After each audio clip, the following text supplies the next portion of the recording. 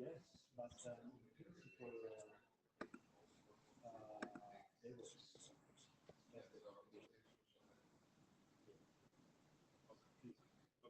far as I need to check because if you wish, I can send an email just to ping. Yeah, sure. Hello, Padma. Hey, hi everyone. Yeah. I will do it later today, maybe tomorrow morning. I'll take the action. All right. And yes.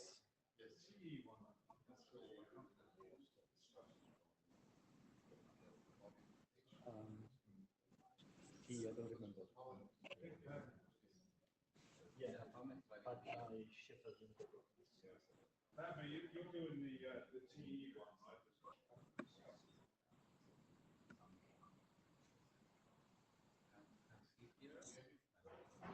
Maybe you should speak to a mic or something. I don't know. Hey, Padma, are you there? Yes, I'm here. Yeah, you're dealing with the discusses on the TE document, right? Yes, I didn't discuss it because we still have a few comments that I need to work with the authors Okay. and come back. So I'll be on top of it after this week at the end of the week. Yeah, it didn't look like there was anything major. It was like nitty stuff, right? Yeah. Yeah. Or Okay, so we can get question. that done. Yeah, All right. I think that there's two of them left. I think there's the one from Med and the one from Keaton. Those are two left. Okay. So I'll take care of that when I come back. Okay. Sounds good.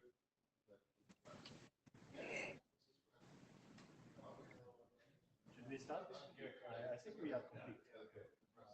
I wonder where Dino is. Dino is on site, but he's not around.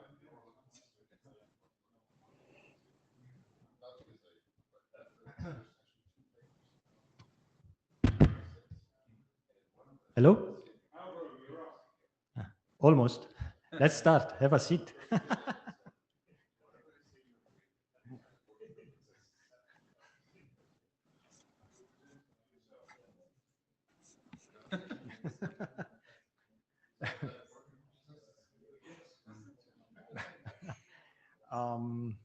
Small community? I don't know.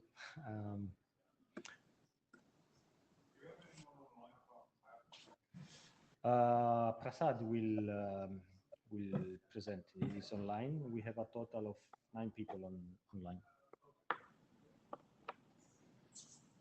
But well, I think we can start. And I'm sure everybody in the room is familiar with the note well, the note really well. Everybody is expert here. The usual tips to be connected, pointers. Let me quickly go to the status of the documents. We have 86 bis, which is on the agenda. Young is on the agenda. We have LISP and DDT and NAT have been adopted. Will be submitted a new revision after this week. And Geo and TE, we just updated the fact that the ISG review is ongoing. We have a couple of discuss to be solved. Okay. And for the other documents, we need a revision, basically.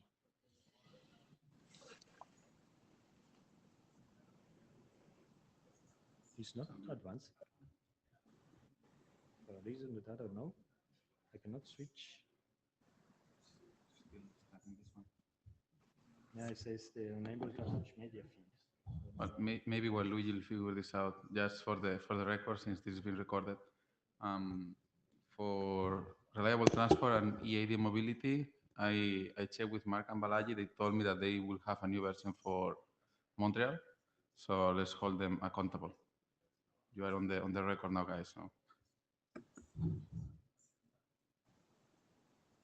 Completely disconnect. I don't know. Change network.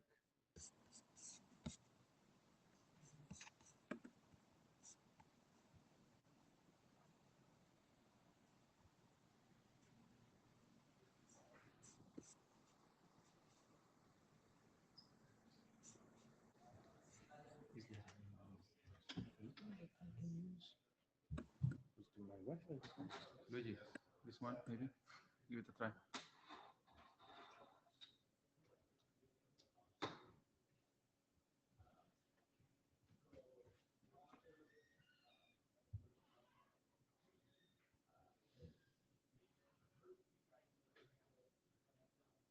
Okay.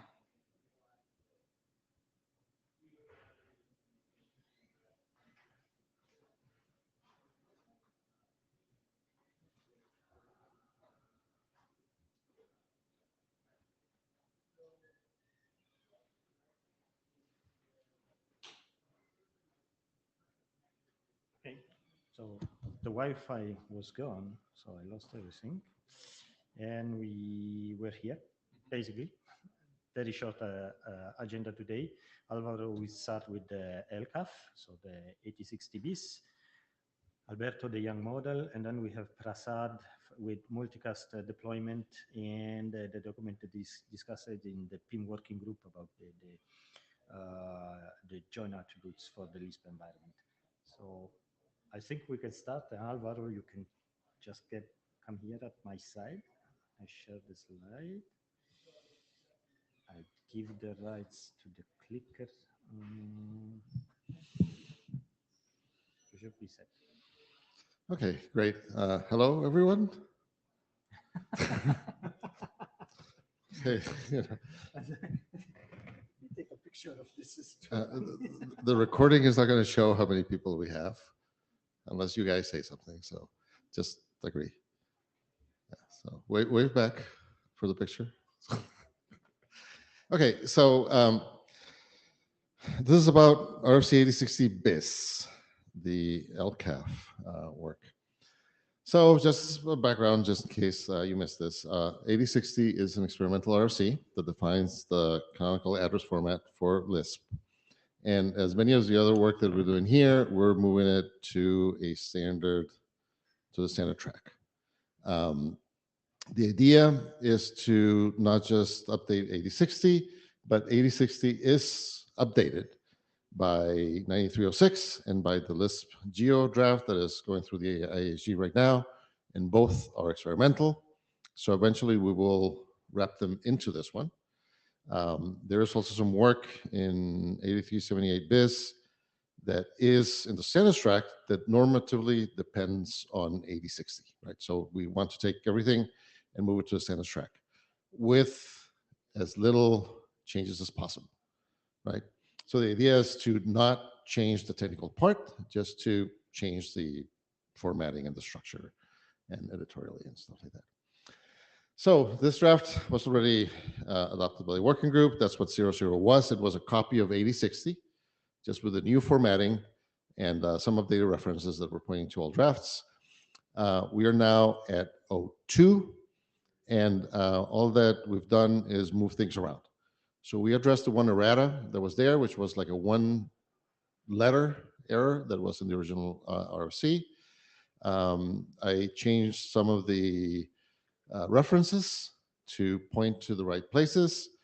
And the main change is that I got rid of everything that talked about it being an experiment, or what it originally called unapproved types. This was a very weird thing because they were not approved, but they were in the draft and they were not in the registry. And so they have type numbers, but they were not anywhere. And that's the main thing to talk about here, which is what do we do with the unapproved types? Because again, they're not in the registry. And the question is, should we include them? The answer is yes. If they're implemented, we should include them because that means someone is using them. So there is a value assigned. They should be in the registry. What I really want to ask the working group here is, what do we do with the ones that are not implemented? And we have two options. One is we include them and we put them in the registry because, they are defined. There could be implementations. Just because no one has reported something, it doesn't mean that they don't exist. Or the other option is we could deprecate them. Now, before all of you run to the mic, I want to show the 6 types that were the unapproved types before. And so we did get reports on the list from Open Daylight, Cisco, and the LISPers implementation, about 4 of them that are implemented. So those 4, I think it's a very easy decision. We need to include them. We need to promote them, I'm going to say, to the standard and keep them in the draft. There's the type 6, which is the opaque key, and 8, which is a nonce locator that no one has reported an implementation of. Again, that doesn't mean that they're not implemented. It just means that no one has reported anything. So the real question is, what do you think we should do with those? Stig.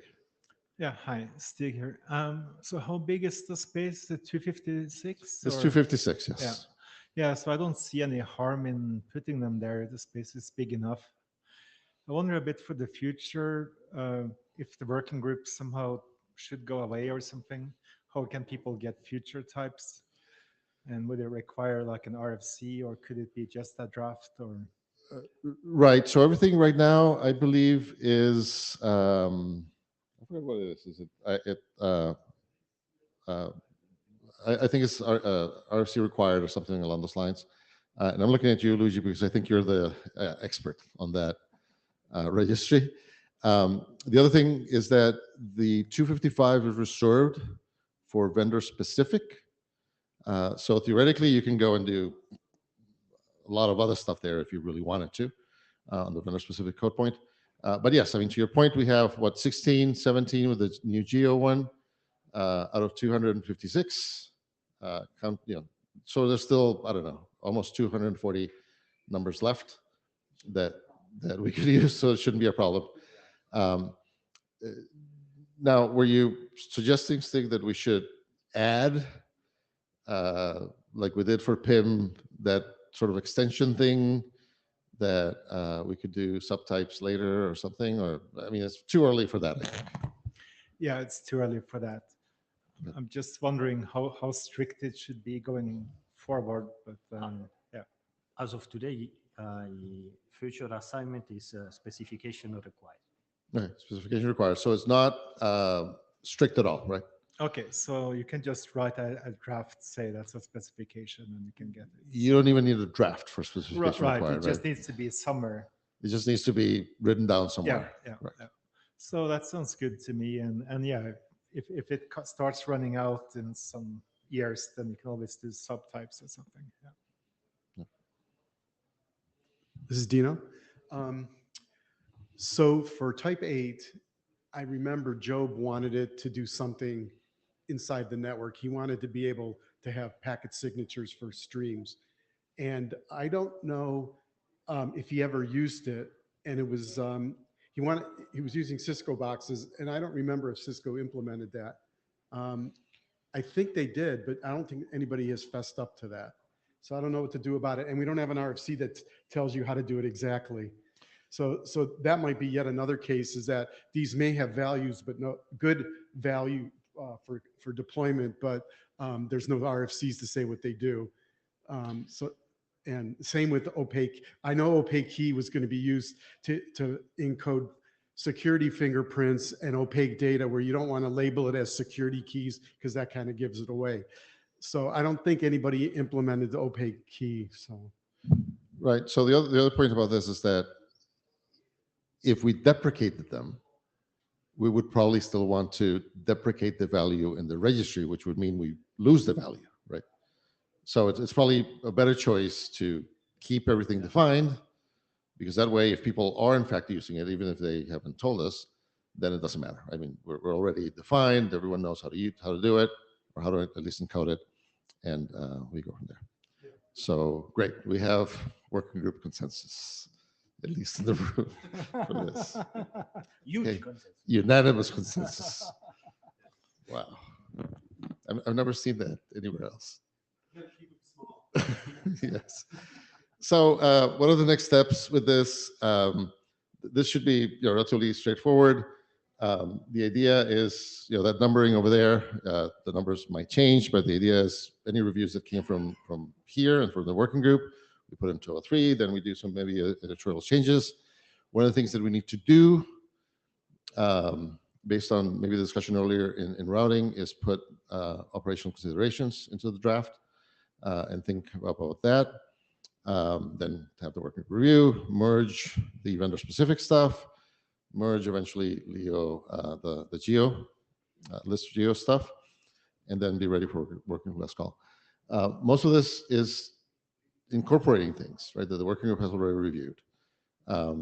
We might want, I think we do want to make sure that the descriptions are consistent across the whole draft, that, the names are consistent, things like that. That's what I mean by editorial changes. But it shouldn't represent, significant changes to anything. With any luck, we can just handle all of this on the list and be ready, I don't know, sometime in the next few months, finish the whole work. So that's it. Thank you for working on it. Sure. So I locked the queue because so, let me change the slides.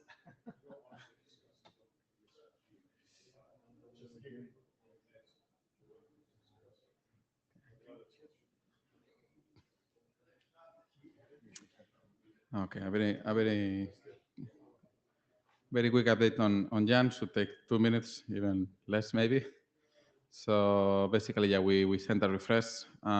We add minor edits, some acronyms and some acknowledgements. What I wanted to show is this slide. This is the plan that we have for the Jan model, which is basically following the LCAF evolution. So we will incorporate the geo coordinates and the vendor LCAF to the Jan model, following the releases for the new 8060 VIX. So basically, we can coordinate Alvaro, and whenever you release a new one, I'll update the Jack model. And after we have the new coordinates and the vendor LCAF in the model, we can go to working group last call. That's it. So quick and easy.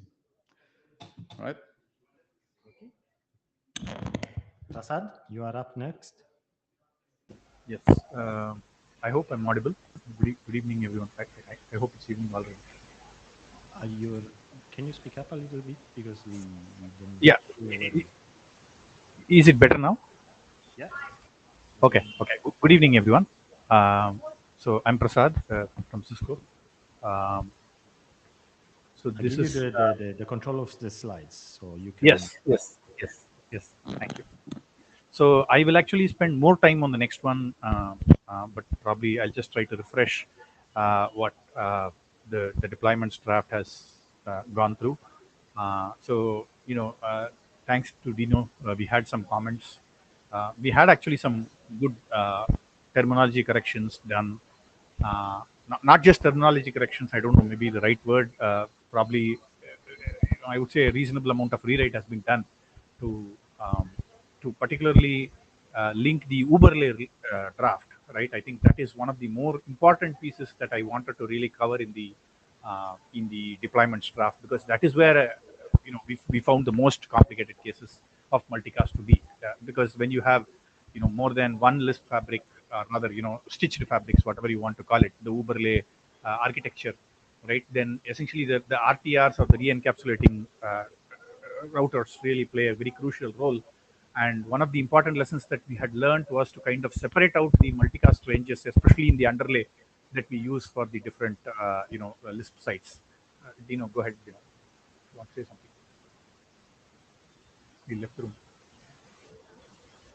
Okay. Thank you. So yeah, and minor editorial things like signal free was excluded from the scope, and one of the things that Stig pointed out last time was to really add references to PIM light. This is particularly because the Lisp PIM over PIM does not exchange hellos in the overlay, and that is one of the reasons why we added the references to the PIM light, because the PIM light already does that. And we also clarified the coexistence of unicast and multicast underlays. Again, this is something that has been also been used in deployment, particularly with different overlay address families. And of course, yeah, added the overlay draft. Now, the one question I have is, now this draft now automatically adds a dependency to the Lisp overlay draft, and I believe the Lisp overlay draft. I'm sorry, the Lisp overlay draft will also have to be kind of adopted in synchronization with the current draft, because I don't know how that process works. Maybe the chairs or any of the other members can guide me on that, on how to do that whenever that needs to be done. So this is the overlay, kind of what do you call the overall reference diagram. The key point here is essentially the RTRs that are at least in the Cisco terminology is called border routers, but whatever terminology we use, essentially we terminate the Lisp encapsulation. For example, if you have the source in site A, and your receivers everywhere, right? It doesn't matter wherever they are. Then essentially the RTRs kind of play a very crucial role in trying to terminate the outer Lisp encapsulation, add a new Lisp encapsulation, and that gives us the flexibility to do underlay v4 in one site, underlay v6 in another site, or for that matter, ingress replication on one side and native multicast on the other side. It kind of gives us a whole lot of flexibility, and I think the overlay draft gives all the terminology that is needed to cover this use case, and thanks to the authors of the overlay draft, kind of for really thoughtfully laying it out, because initially when I started writing out the deployment draft, I was a little bit I was unaware of the overlay draft first. Let me mention that. So and then I was really wondering how to cover all the terminologies, especially in the IETF what do you call IETF friendly way or IETF known way, and the overlay draft really provided that that framework, and so that was done. So that really, in my understanding, that really added a value to the to this draft, particularly to make the context clearer. I mean, the point I'm trying to make is the overlay draft lays the foundation from which the deployment draft can really build upon. I think that's what I really wanted to try to say. And then, yeah, we have added some new references also. Some of them are IETF drafts. For example, the LISP VPN draft. Thanks, Dino, for pointing that out. And the LISP group mapping draft. They're all working group drafts, and they, there's no problem there. But I think the only point is the overlay draft, and maybe I probably need some guidance on how to really kind of request adoption, because I don't want to request adoption until I know how the overlay draft will be taken forward or not taken forward. So that's where I need some guidance. Yeah, that's mostly it from this side, from this draft. If there are any comments or questions, we can take it now or later also is fine. This is Dino. Prasad, are your intentions to want the overlay draft to be a working group document? Yes. Okay.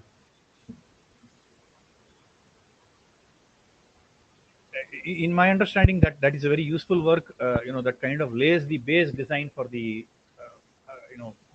the Lisp overlay architecture, or whatever. In the Cisco terminology, we still call it multi-site, but doesn't matter. That lays the foundation. So that's very important.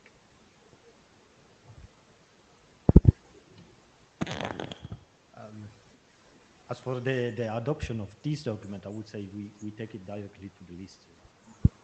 See how many people are here.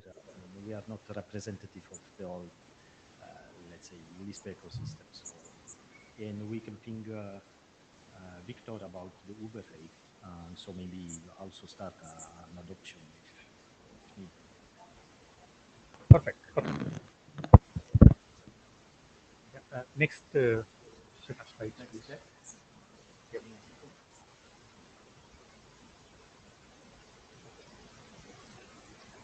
Yeah, thank you. Thank you. So I'm sorry, I don't have very detailed slides, but I think we can probably definitely discuss a lot.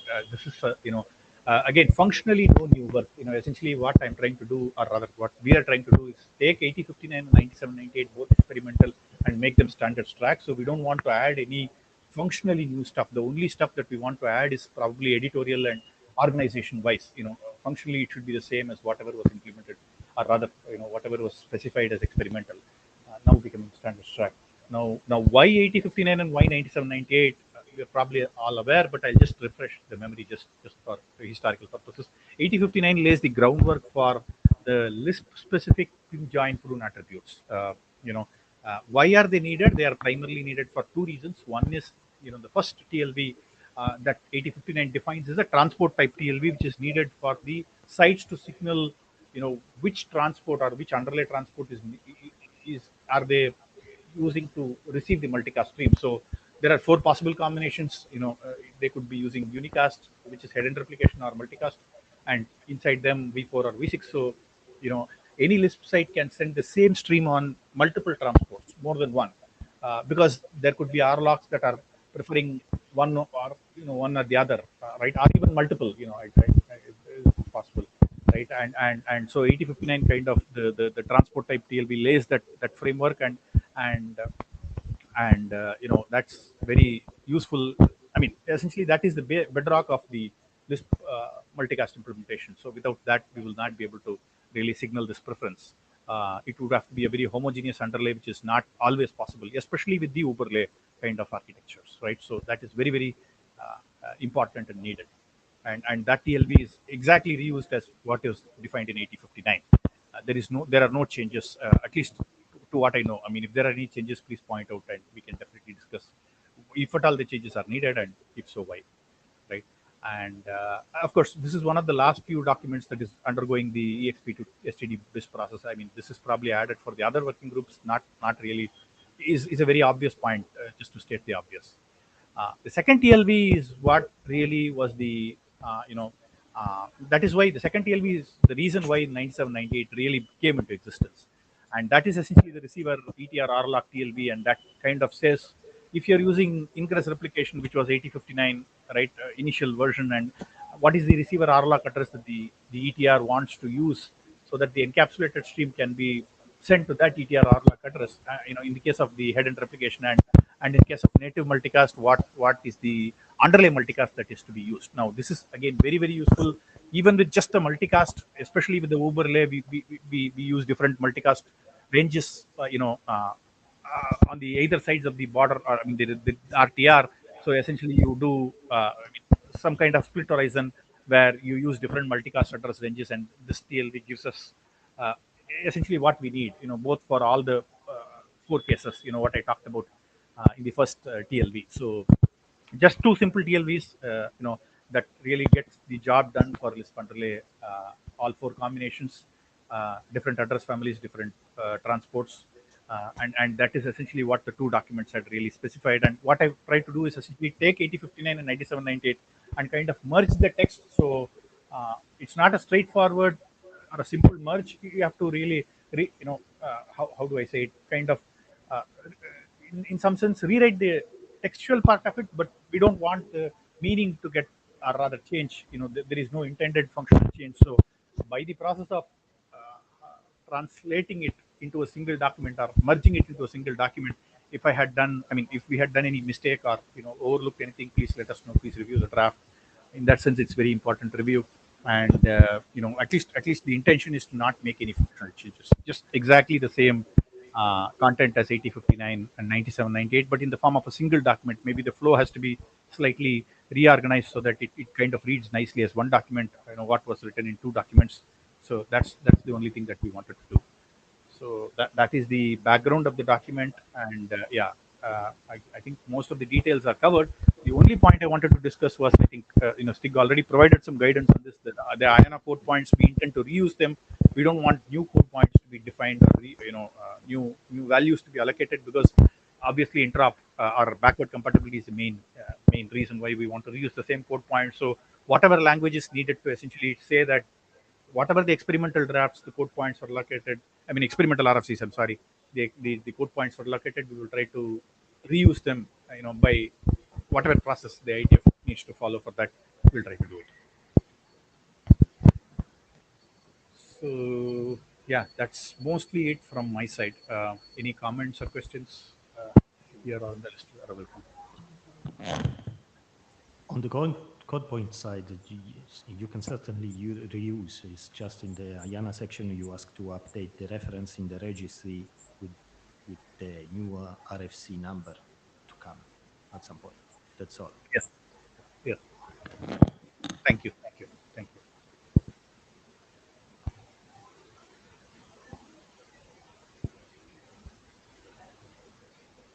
That's it from my side.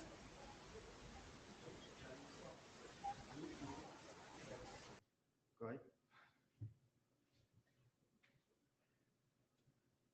So these are just some general comments about heads up for the working group. I'll do the easy one first and the one that's huge second. We have that transport draft that decided to take quick out. I'm just wondering if we should do work on that, number one. Number two, multicast quick is becoming popular and it might provide some good scale for the mapping system. So that could be another item of work. These things all fall under the current agenda, but these are just different mechanisms. So just an FYI, should we take it on? Should somebody sign up for it? Should we just give up or whatever? You know, I don't know. So that's the first part. You guys want to respond? Sorry to interrupt you. What is the multicast quick stuff that you're referring to? Oh, I thought we moved off your presentation and just are doing general discussion. Yeah, sure. Yeah, so it's really, I'm looking at Alberto and Luigi for an answer or a reaction. I think that Prasad is asking you what you mean by the multicast quick. So I think he didn't get what you were saying. Oh, okay. So I'll just say, what is multicast quick? So quick has been modified to be able to send data streams. Quick connections can be opened up for multicast data streams where all the data is sent on a multicast address, assuming that the underlay is running native multicast, i.e. PIM, IGMP, or whatever. It's a very interesting proposal because it's finally doing reliable multicast and have taken lessons learned from decades of reliable multicast. And just very simply, it sends multicast and the loss detection and correction is done with FEC on the receiver. So retransmissions are really kept to a small minimum. When FEC can't repair the packet at the receiver, what it does is it asks, ACKs are sent unicast and retransmissions are done with unicast. So it provides a reliable layer that we could depend on. So are there any applications, or can LISP as an application use multicast quick? Well, if we use like this, like what we have in the decentralized LISP draft, where you can use multicast to be able to send registers to a huge array of map servers, quick would be great. It would be great because it would multicast it and it would be reliable all in the same time. So that's just a work item that we could look at if the working group decides. The point would be who will do the work. But anyway, I think the best way is to open the discussion on the mailing list. I mean, okay, I'll do that. No, we could look for volunteers, and of course, I would help. Bring in a new generation of Lispers, maybe. Okay, so the second thing is, from what I've been hearing this week, is a lot of people are talking about agent to agent with AI stuff.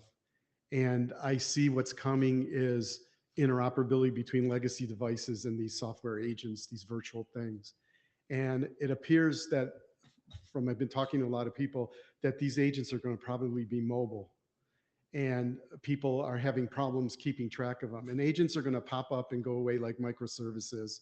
They're going to move around to be closer to where maybe the models are being hosted for low latency. So I'm thinking that this is yet a new type of mobility play that does fall under the LISP charter. And I think we should do something about that because there seems to be a lot of interest. And I think if the LISP working group doesn't do anything, that there'll be other solutions that won't be as good as, I think LISP could solve this problem. So you guys have any reaction to that? This is kind of like the future. This is quite huge, I think. Same thing. Take it to the list. I mean, I see your point. Makes sense. Is interesting. Yes, but again, who will do it? And I think the best way is again to open the discussion on the mailing list to who is interested, and see if we have a quorum of people that are willing to Yeah. do the work. Yeah, so I'm just bringing it to your attention here physically, but I'll bring it to the list, and then I'll make it 2 separate threads for these 2 questions. Yeah, better. Yeah. And then we could try to solicit people, because I think there's people that are outside the LISP ecosystem that might want to work on it. So I think we could get some volunteers. I just wanted to make sure if it's okay if the working group wants to work on these things, or we have to get send out a survey or whatever to see if they want to do it.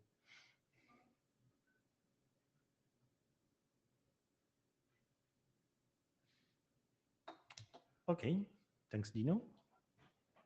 And unless there are other comments or that people will want to bring up, I think we are done for today.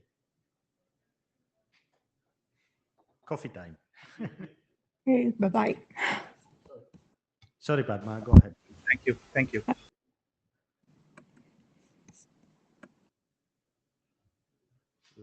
No. Just wanted to say thank you. Okay. Bye-bye, Padma, Prasad, everybody. Thank you.